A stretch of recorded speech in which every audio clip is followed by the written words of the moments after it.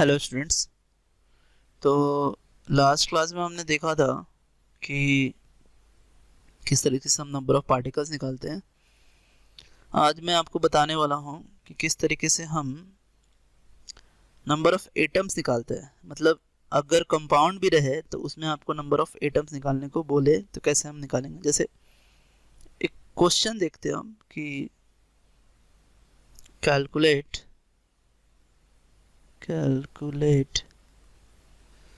The number of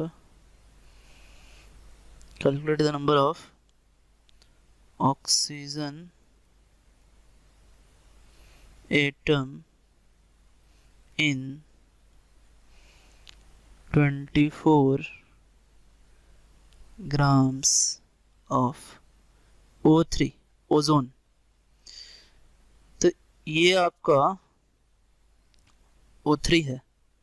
अभी एक चीज़ मैं आपको बता दूं पहले ही, यहाँ पर एक टर्म यूज़ करते हैं हम जिसे हम बोलते हैं एटमोसिटी।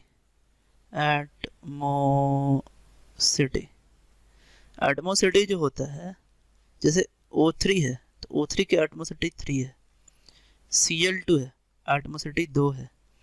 अगर हमने बात किया P4 एटमोसिटी 4, अगर हमने बात किया C100 एटमोसिटी 100, तो मतलब कि मॉलिक्यूल में जितने एटम हैं सेम वाले उसको हम बोलते हैं एटमोसिटी। जैसे ये O3 में ऑक्सीजन कितने हैं, 3 है, Cl2 में 2 हैं, P4 में 4 है और C100 में कार्बन कितने 100 है। तो अपने को करना क्या है ये सवाल बनाने के लिए, देखो आप पहले तो हमें क्या करना होगा। देखो पहले ग्राम दिया हुआ, मास दिया है, उस मास को कन्वर्ट करना पड़ेगा मोल में और उस मोल को कन्वर्ट करना पड़ेगा नंबर ऑफ मॉलिक्यूल्स में, और फिर मॉलिक्यूल्स के अंदर कितने एटम्स है उससे मल्टीप्लाई करेंगे तो ये हमारा आ जाएगा एटम्स। तो देखो आप पहले जो मास दिया है आपका, सो मास ऑफ ओजोन कितना 24। नंबर ऑफ मोल्स निकालो आप पहले। सो नंबर ऑफ मोल्स कितने हो गए, तो चूंकि ये आपका क्या है, कंपाउंड है, तो हम लिखेंगे कि वेट इन ग्राम अपॉन मॉलिक्यूलर वेट। ये मैंने आपको पहले लिखवाया है ये फॉर्मूला।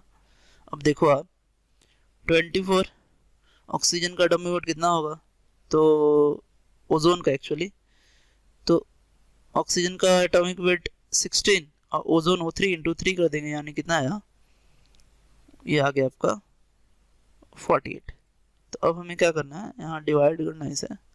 देखो आप, सो मोलर मास आपका कितना आया है, ये आया आपका 48 डिवाइड किया हमने, ये आ गया आपका 0.5 मोल्स।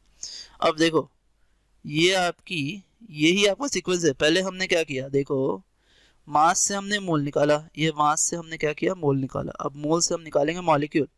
देखो आप, तो हमें मालूम कि नंबर ऑफ मॉलिक्यूल्स यानी नंबर ऑफ पार्टिकल्स, चूंकि ये कंपाउंड है तो नंबर ऑफ कंपाउंड का पार्टिकल मॉलिक्यूल ही होता है। सो molecules is equals to number of moles into Na, Avogadro's number, that is 0.5 into Na। ये आ गया आपका। अब जब नंबर ऑफ मॉलिक्यूल्स आ गए हैं तो हमें मालूम है, देखो आप कि यहाँ पर इस O3 में क्या हो रहा है। देखो ये जो O3 है, O3 में 3 एटम्स ऑफ क्या है, ऑक्सीजन है। तो नंबर ऑफ आपसे क्या कह रहा है, ऑक्सीजन एटम निकालो। सो नंबर ऑफ, देखिए फिर से, सो नंबर ऑफ आपके ऑक्सीजन एटम्स कितना हो जाएगा ये, तो number of molecules into एटमोसिटी।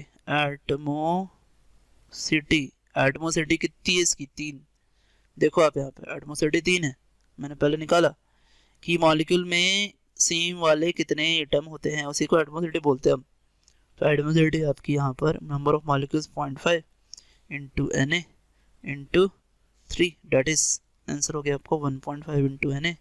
Date is अगर इसके Na का वैल्यू हम यहाँ रखें तो आपका आएगा 1.5 into 6.022 into 10 to the power 23 atoms of oxygen. अब देखो भाई, इसी तरह एक सवाल है, एक और सवाल है, ये आपको क्या कहेगा, देखिए ये मैं आपके लिए यहाँ लिख देता हूँ कि calculate the number of carbon, hydrogen and oxygen atoms in C12H22O11, यानी ये है आपका sugar.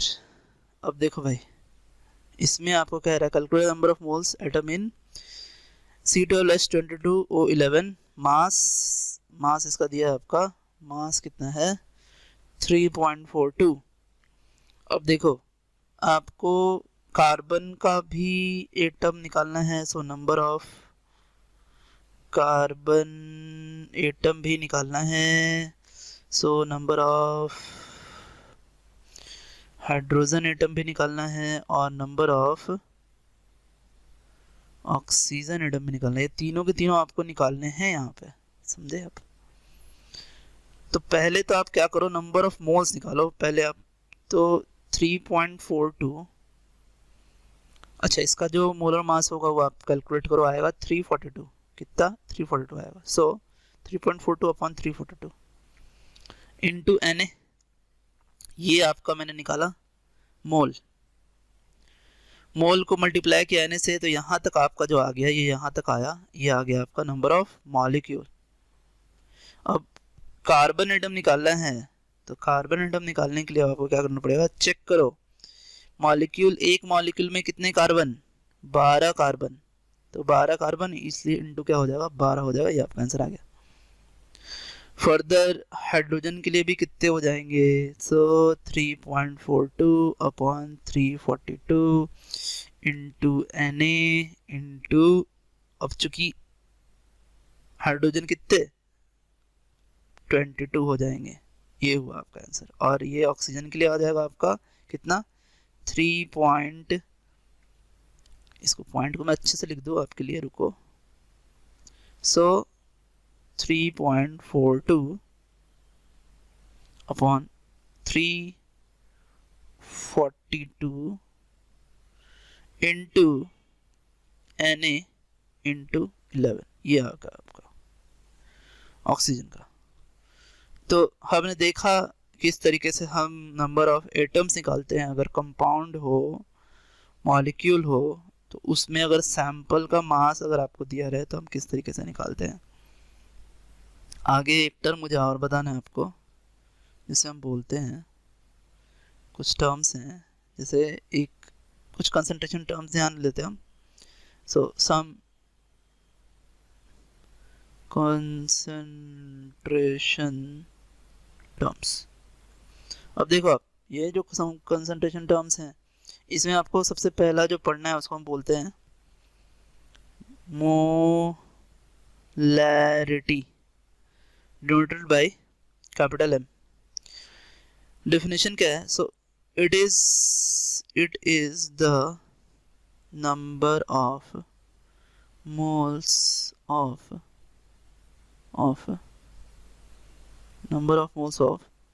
solute present in 1 liter of solution।